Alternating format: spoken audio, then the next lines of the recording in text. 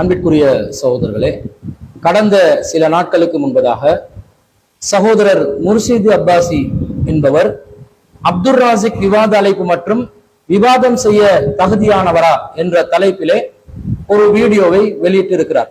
அந்த வீடியோ மூலமாக அப்துல் ராசிக்குடன் விவாதம் செய்வதற்கு முர்ஷித் அப்பாசி என்பவரும் அவரை சார்ந்தவர்களும் தயாரில்லை என்றும், அதற்கு காரணமாக அப்துல் ராசிக் என்பவர் விவாதம் செய்வதற்கு தகுதியற்றவர் என்று சொல்லி சில காரணங்களை முன்வைத்திருந்தார். அன்பிற்குரிய சகோதரர்களே, இதற்கெல்லாம் வீடியோக்களை பேசக்கூடிய முர்ஷித் அப்பாசி அவர்கள், நாங்கள் என்னென்ன விஷயங்களை எல்லாம் கேட்டுக்கொண்டிருக்கிறோமோ, என்னென்ன விஷயங்களை எல்லாம் பட்டியல் போட்டுக் கொண்டிருக்கிறோமோ, எதை நாம் விவாத பொருளாக சமூக மன்றத்திலே முன்வைத்துக் கொண்டிருக்கிறோமோ, அவற்றில் எதற்காவது வாய் திறக்கிறாரா? நாங்க என்னெல்லாம் கேட்கிறோம்?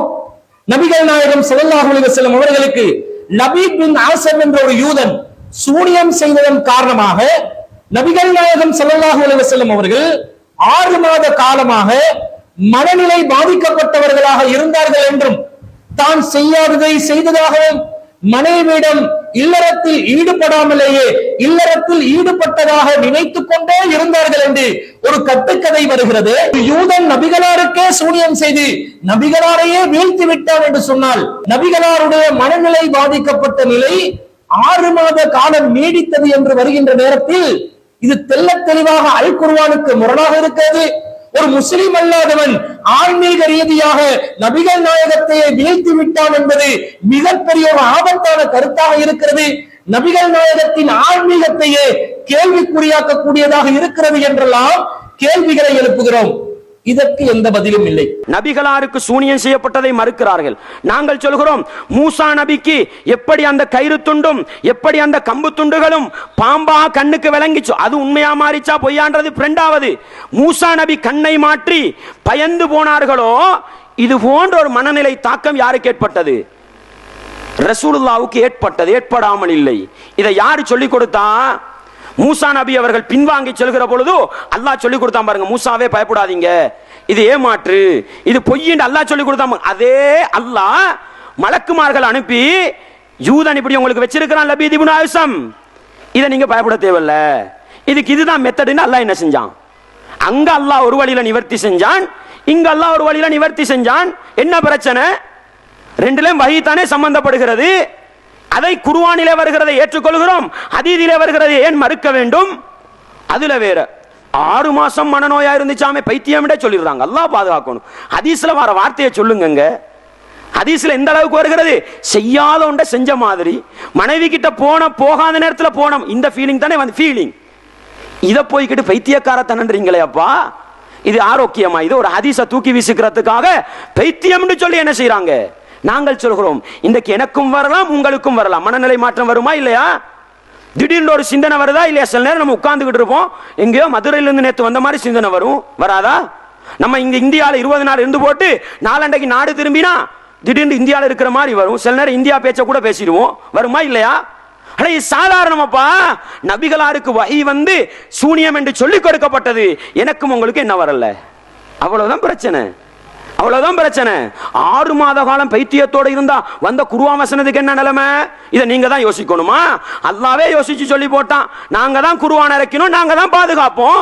சர்டிபிகேட் வன்னஜ்மி இதா ஹவா மா தல்ல சாயிபுக்கும் வமா கவா வமா யன்திகு அனில் ஹவா இல்லா வஹ்யுன் யூஹா. அல்லாஹ் சொல்லி போட்டான், அந்த நபி தண்ட மனோயிச்சையில பேசுறதில் என்னதான் நோய் வந்தாலும் என்னதான் மறதி வந்தாலும் நபிகளா தண்ட இஷ்டத்துக்கு பேச உளருவாங்களா?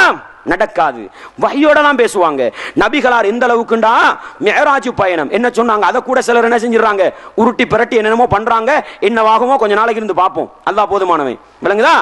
ரசூலுல்லாவுடைய நெஞ்சி புழக்கப்பட்டது. ரசூலா சொல்றாங்க, தூக்கத்துக்கும் விழிப்புக்கும் இடையில தான் நடந்தது. அதே நிலைமையில தான் மிஅராஜ் போனாங்க. ரசூலா சொல்லிப்பாங்க, நம்மட கண் தூங்கினாலும் உள்ளம் தூங்காதுன்றாங்க. ரசூலுல்லாவுக்கு அது விழிப்பு தான், விழிப்புல தான் நடந்தது. ரசூலா என்ன சொன்னாங்க? அப்ப ரசூலா இதெல்லாம் தூக்கத்துக்கும் விழிப்புக்கும் இடையில கணக்கெடுக்காதீங்க என்ன சொல்றது? அட ரசூலாவுக்கு கனவுல காட்டப்பட்டதே வஹி அப்பா.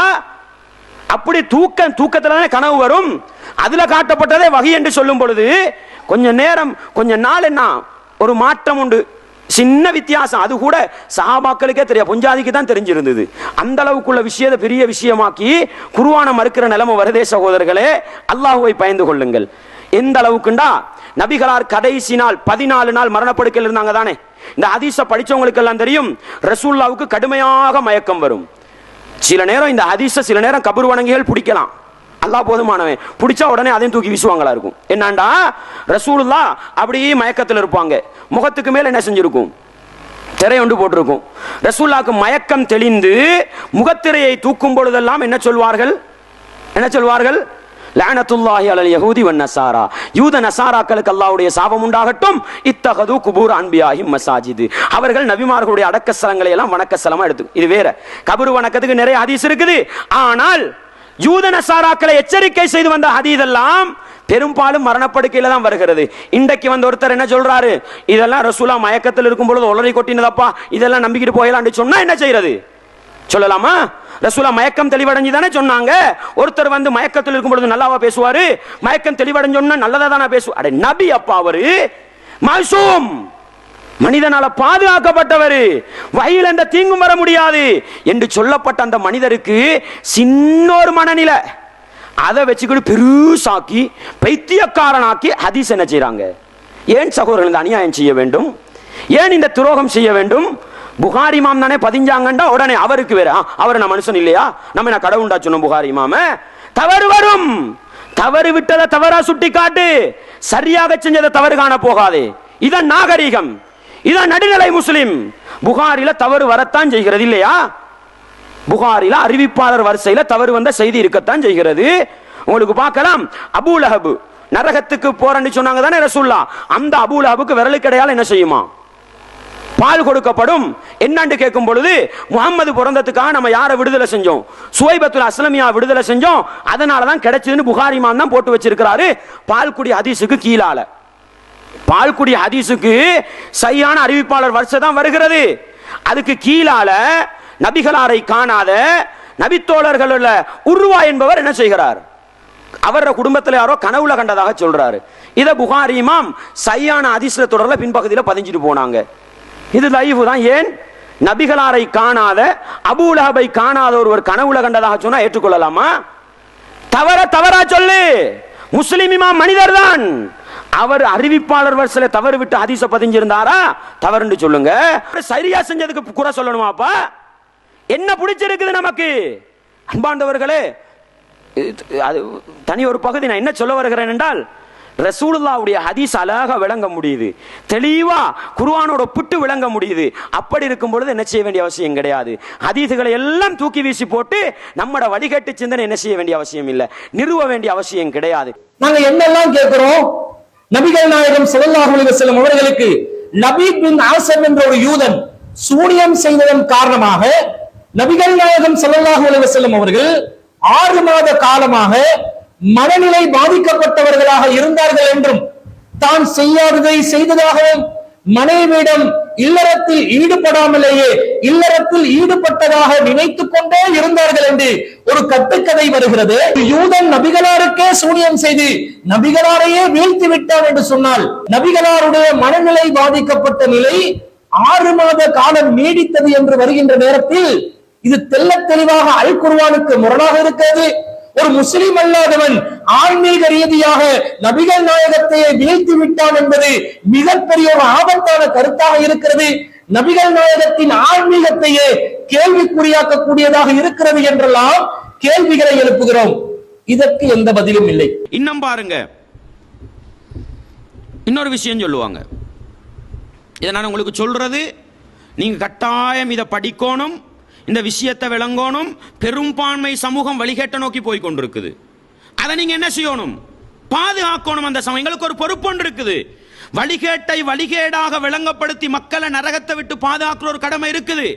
இன்னைக்கு தப்லீக் ஜமாத், ஜமாத்தே இஸ்லாமிகளை விடவும் மிகப்பெரிய ஒரு வழிகேட்டுக்கு சொந்தக்காரர்களாக போய் கொண்டிருக்கிறார்கள். முஸ்லிம்களை ஒரு கூட்டம் காஃபிராக்கியது, இவர்கள் முஷ்ரிக்காக்கி கொண்டிருக்கிறார்கள். லேசான பிரச்சனை அல்ல. இங்க எல்லாரும் கடமை சமூகத்தை பாதுகாக்கிறது. அன்பாண்டவர்களே, ரசூலுல்லாஹ் ஸல்லல்லாஹு அலைஹி வஸல்லம் அவர்களுக்கு சூனியம் செய்யப்பட்டது. ரசூலுல்லாஹ் ஸல்லல்லாஹு அலைஹி வஸல்லம் சூனியம் செய்யப்பட்டது. புகாரில ஹதீஸ் வருது. ஹதீஸை பற்றி தனியே பேசணும். ஹதீஸில் வர முரண்பாடு உங்களுக்கு தனியாக சொல்ல வாரது என்னன்னு சொன்னால், ரசூலுல்லாஹ் ஸல்லல்லாஹு அலைஹி வஸல்லம் அவங்களுக்கு சூனியம் செய்யப்பட்டதா புகாரில ஹதீஸ் வருது. என்ன மாற்றம் வந்தது? ஹதீஸ் வார்த்தை தெரியுமா உங்களுக்கு? ஆனால் அவங்க என்ன அத்துப்படியாக பாடமாக்கி வச்சிருக்காங்க, பைத்தியக்காரன்ற அளவுக்கு பாடமாக்கி வச்சிருக்கிறாங்க. ஹதீஸ்ல என்ன வார்த்தை வருது? யுஹய்யலு இலைஹி அன்னஹு யஃஅலு ஷைஅ வலம் யஃஅலுஹு. செய்யாத ஒன்றை செஞ்ச மாதிரி ஃபீலிங். யுஹய்யலு இலைஹின்னா என்ன? சூனியத்துடைய தாக்கம் நபிகளாருக்கு வந்தது செய்யாத ஒன்றை செஞ்ச மாதிரி ஃபீலிங். மனைவிமார்ட்ட போகாத நேரத்தில் போன மாதிரி ஒரு ஃபீலிங். இந்த ஃபீலிங் ரசூலுல்லாவுக்கு பைத்தியம் வந்துட்டு தான் ஹதீஸ் சொல்லுதான். எனவே இந்த ஹதீஸ் ஏற்றுக்கொள்ளக்கூடாது. சரியப்பா, இந்த கொள்கையில் நீங்கள் இருந்தால் அதுக்கு முன்ன சொல்லுவாங்க என்ன தெரியுமா? மக்கா முஷ்ரிக்குகள் சொன்னாங்களாம், இன் தத்தபிஊன இல்லா ரஜுலம் மஸ்ஊரா, நீங்கள் சூனியம் செய்யப்பட்ட ஒரு மனிதரை அன்றி வேற யாரையும் பின்பற்றவில்லை. மக்கா முஷ்ரிக்குகள் சொன்னாங்களாம். அல்லாஹ் கேட்கிறான், நபியை பார்த்தீர்களா? உங்களுக்கு எதிராக எப்படி முன்னுதாரணம் சொல்கிறார்கள் இந்த அநியாயக்காரர்கள். எனவே ரசூலுல்லாஹ்வுக்கு சூனியம் செய்யப்பட்டதுன்னு சொன்னவன்லாம் அநியாயக்காரன். சரியா? இது முஹம்மது நபியோட விஷயத்தில் வந்துச்சுது. ரசூலுல்லாஹ்வுக்கு சூனியம் செய்யப்பட்டது ஹதீஸில் வந்துச்சுது. மறுத்துட்டீங்க லேசி. ஹதீஸில் வந்ததை மறுக்கலாம் தானே. மூசா நபி எடுத்துக்கங்க. மூசா நபியுடைய விடயத்தில் உங்களுக்கு தெரியுமா ஒரு ஆச்சரியம்? இந்த ரசூலுல்லாஹ்வுக்கு மக்கா முஷ்ரிக்குகள் சூனியம் செய்யப்பட்டவர் என்று சொன்னதும், மூசா நபிக்கு ஃபிரௌன் சூனியம் செய்யப்பட்டவர் சொன்ன ஒரே சூறால தான் வருது. ஒரே சூறால. எதுல? சூரா பனி இஸ்ராயில் 17வது அத்தியாயம் 47வது வசனத்தில் வரும். முஹம்மது நபியை பார்த்து நீங்க பின்பற்றது யார்? சூனியம் செய்யப்பட்ட ஒரு மனிதர் என்று. அதே சூறால 101வது வசனத்தில் வரும். ஃபிரௌன் யாரை பார்த்து சொன்னான்? மூசா நபியை பார்த்து சொன்னான். எப்படி சொன்னான்? இன்னீ லஅதுன்னுக யா மூசா மஸ்ஹூரா, மூசாவே உங்களை நான் ஒரு சூனியம் செய்யப்பட்ட மனிதராகத்தான் காணுகிறேன். மூசா நபிக்கு சூனியம் செய்யப்பட்டுச்சா இல்லையா?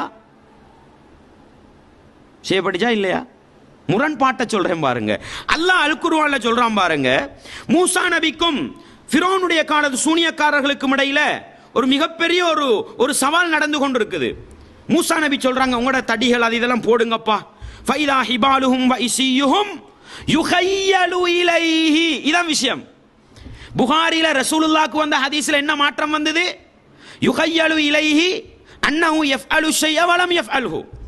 ரசூலுல்லாஹ் செய்யாத ஒன்றை செஞ்ச மாதிரி யுஹய்யலு இலைஹி என்ன வந்துச்சு? அந்த அரபு வாசகத்தை பாடமாங்க. யுஹய்யலு இலைஹி. இங்க என்ன வருது? அவங்க கௌத்து துண்டையும் கம்புகளையும் போட்டாங்க. யுஹய்யலு இலைஹி. மூசாவுக்கு என்ன செய்தது? ஃபீலிங் வந்தது. என்ன ஃபீலிங்? அன்னஹா தஸ்ஆ. அங்க ரசூலுல்லாஹ்க்கு வந்தது என்ன? செய்யாதோண்ட செஞ்ச மாதிரி வந்துச்சு. இங்க சும்மா புழுந்த கௌத்து துண்டும் கம்பு துண்டும் நெளிகிற மாதிரி விளங்குச்சு. ரெண்டு மொண்டு தானே? ரெண்டு மொண்டு இல்லையா? செய்யாத ஒன்றை செஞ்ச மாதிரி ஃபீலிங் வந்தாலும் பைத்தியம் உங்களோட பார்வையில். ஓடாத ஒன்று ஓடுற மாதிரி விளங்கினா இது நெளியல்ல. எனக்கு நெச்சுரல் கௌரா விளங்குது. எனக்கு நெளிகிற மாதிரி விளங்கினா நடக்காத ஒன்று நடந்த மாதிரி தானே விளங்குது. இது பைத்தியம் இல்லையா? இது அப்போ குர்ஆன் வசனத்தை மறுங்க. ஹதீஸுக்கு சொன்ன அதே காரணம் குர்ஆனுக்கு அதே வார்த்தைங்க. இதுதான் ஆச்சரியம். சூரா பனு இஸ்ராயில்ல தான் முஹம்மது நபியை பார்த்து மசூரான்னு சொன்னதும் வருது. அதே பனு இஸ்ராயில்ல தான் மூசா நபியை பார்த்து மசூரான்னு சொன்னதும் வருது. புகாரியில அல்லாஹ் என்ன தெரியுமா செஞ்சான்? மனுஷனை டெஸ்ட் பண்றதுக்கு இதே யுஹய்யலு இலைஹி புகாரில போட ஹதீஸை போட்டான், தூக்கி வீசினாங்க. அதே யுஹய்யலு இலைஹி குர்ஆன்ல வந்துச்சு. அதை மறுக்கேலா. எந்த அளவுக்கு டேஞ்சர் தெரியுமா? ரசூலுல்லாஹ் பயந்து ஓடல்ல, விளங்கிச்சா? ரசூலுல்லாஹ் ஆயிஷா நாயிட்ட போய் சொன்னாங்க, ஆயிஷாவே எனக்கு இப்படி ஒரு ஃபீலிங் கொண்டு வருது, என்னண்டு விளங்கல்ல அப்படி சொன்னாங்க. மூசா நபி என்ன தெரியுமா செஞ்சாங்க? ஃபௌஜஸ ஃபீ நஃப்ஸிஹி ஹீஃபதம் மூசா. கௌத்து துண்டும் கம்பு துண்டும் தான் கண்ணால விழுந்துச்சு, கண் முன்னுக்கு நெளிகிற மாதிரி விளங்குது. ஃபௌஜஸ ஃபீ நஃப்ஸிஹி ஹீஃபதம் மூசா. மூசா நபி தண்ட உள்ளத்தில் பயத்தை உணர்ந்தார். பயத்தை உணர்ந்தார். பயத்தை போட்டது யாரு? அதை விளங்கணுமா இல்லையா? பயத்தை போட்டது யாரு?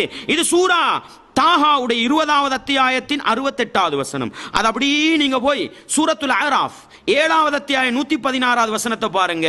ஃபலம்மா அல்கௌ, அந்த சூனியக்காரர்கள் கைத்து துண்டையும் கம்பு துண்டையும் போட்ட உடனே சஹரு அயுனன் நாசி, மக்களுடைய கண்ணுக்கு சூனியம் வச்சாங்க. இங்க மாத்தினாங்களா இல்லையான்றது ரெண்டாவது. மக்கள்கிட்ட கண்ணை மாத்தினாங்க. யாரு சொல்றா? இதை நான் சொல்லலங்க, அல்லாஹ் சொல்றான் கௌத்து துண்டையும் கம்பு துண்டையும் இங்க போட்டா மக்களோட கண் மாறுது. சஹரு அயுனன் நாசி, மக்களுடைய கண்களுக்கு சூனியம் வைத்தார்கள். பிறண்டிச்சா இல்லையா கண்?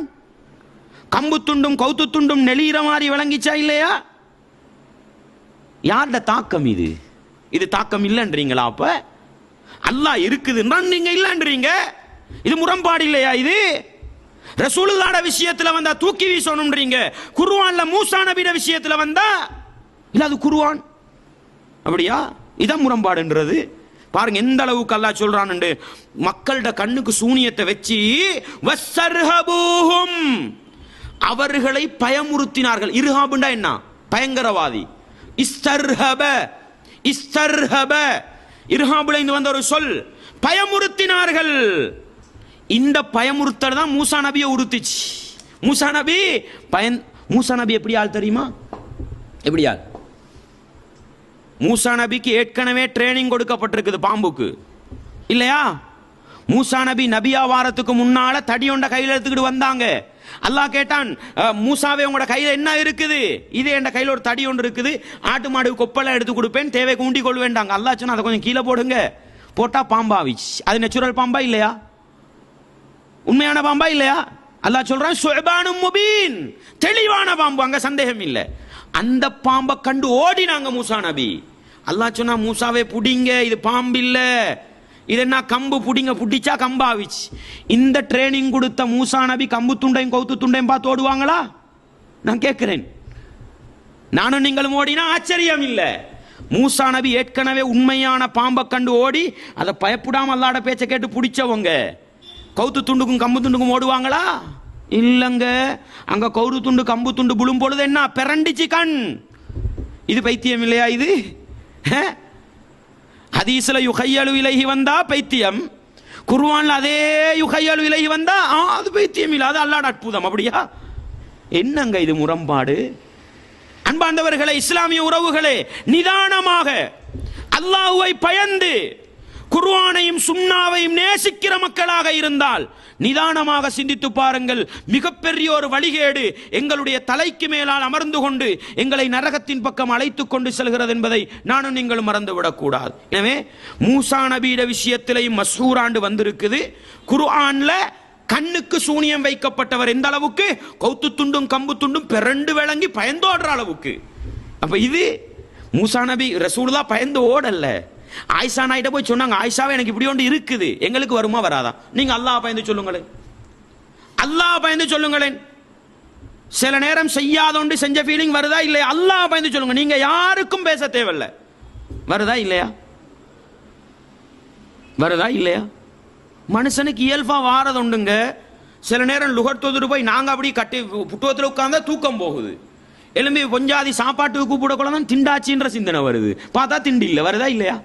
ஒவ்வொருத்தர வாழ்க்கையிலும் வருதா இல்லையா? இது சாதாரணமுங்க. இதை கொண்டு போய் பைத்தியமாக்கி மென்டலாக்கி ஹதீஸ மறுக்கணுமா? அட நீ ஹதீஸ மறுக்கிறண்டா குர்ஆனை மறு.